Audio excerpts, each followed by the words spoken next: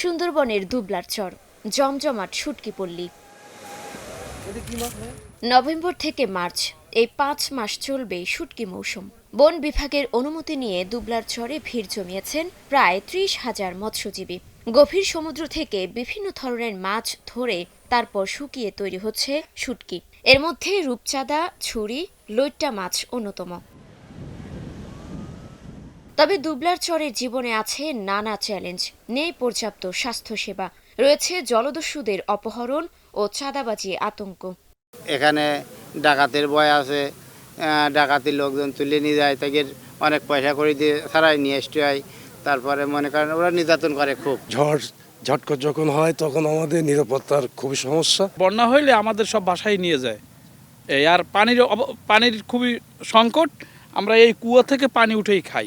সবচেয়ে বড় সমস্যা হচ্ছে একটা হলো আমাদের যে চিকিৎসা ব্যবস্থাটা। আমাদের যদি এখানে একটা ভ্রাম্যমাণ কোনো হসপিটাল বা হয় তাহলে সবচেয়ে আমাদের জন্য ভালো হয়।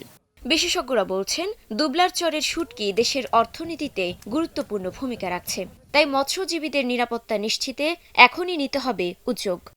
দুবলার চরের শুটকির জায়গাটাকে অন্ততপক্ষে যারা এই শুটকি উৎপাদনে জড়িত আছেন তাদের জন্য একটা তাদের আবাসনটাকে যেন নিরাপদ থাকে এবং তাদের জন্য একটা শান্তির মতো জায়গা থাকে। প্রায় প্রতি বছরই কিন্তু এই কম বেশি এই শুটকি কালেকশনের সময়ই কিন্তু দেখা যায় ঘূর্ণিঝড় জলোচ্ছ্বাস হচ্ছে।